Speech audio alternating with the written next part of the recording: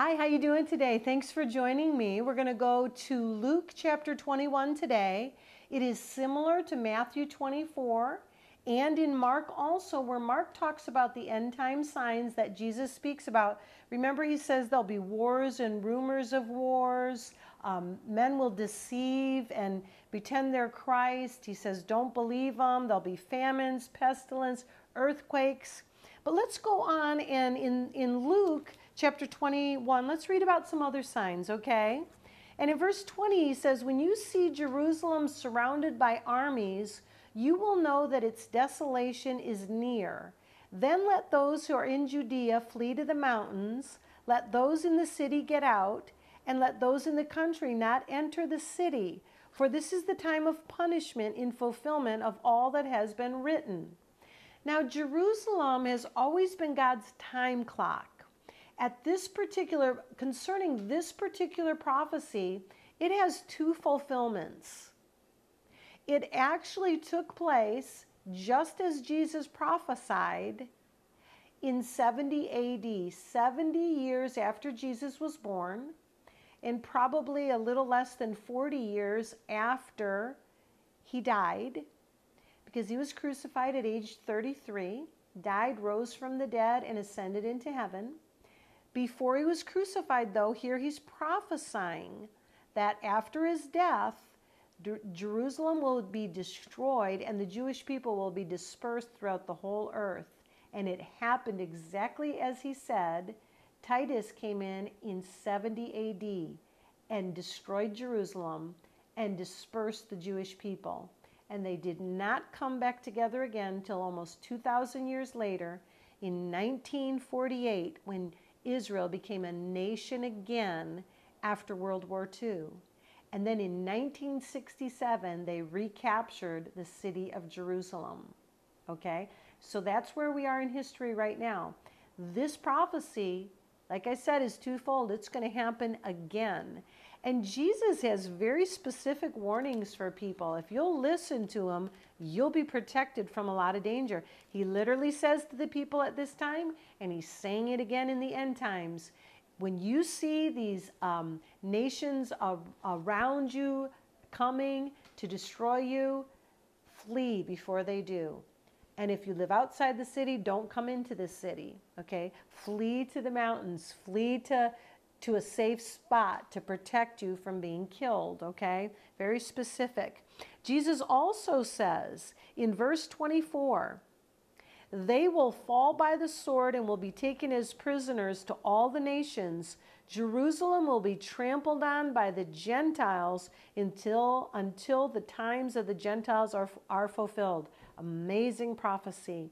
Jerusalem will be trampled on by the Gentiles until the times of the Gentiles are fulfilled.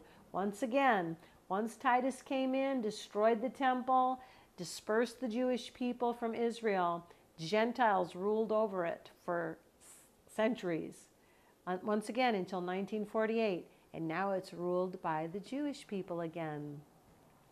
Verse 25, another sign of the end times that we're getting close. There will be signs in the sun, moon, and stars. We have a lot of those going on right now.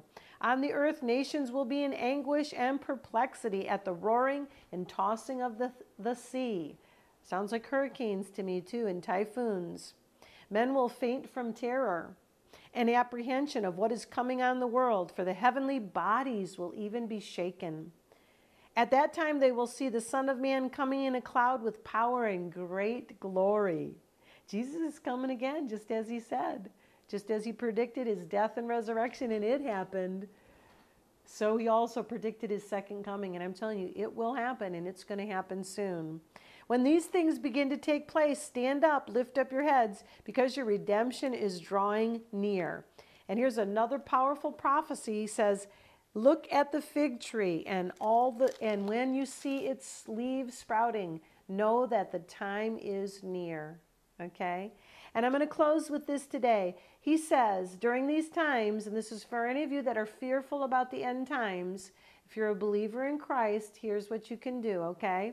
He says, be careful or your hearts will be weighed down with dissipation, drunkenness, and the anxieties of life, and that day will close on you unexpectedly like a trap. So don't stay in anxiety.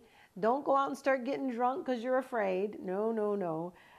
Verse 35, for it will come upon all those who live on the face of the whole earth, but always be on the watch. That means not just always watching, but be prepared. Stay in the Word like you're doing right now. I'm proud of you. Stay reading the Bible every day. Stay in a good church surrounded by faith-filled believers. That's how you're on watch.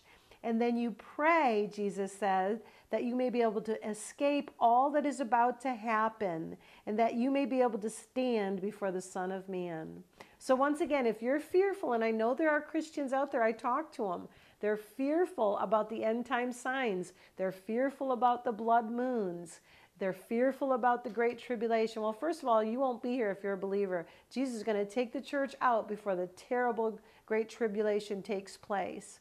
But until then, as we see these signs unfolding, don't be afraid. Do what Jesus says in Luke 21:36. He says, pray that you may be able to escape all that is about to happen. So, if you're fearful, do that. Pray and ask in faith, Lord, protect me from the evil that's going to happen. And He will. He said, if you ask, it shall be given. And if you ask anything in my name, Jesus said, I will do it. Just got to believe that you receive when you ask Him, okay? Then you can walk in peace and freedom from fear. Be not afraid. The Lord is with you wherever you go if you're in Christ. Okay, that's all for now. I got to run. Pray you have a blessed day. Hit like and share so others can hear, okay? And I'll see you soon. Bye-bye for now.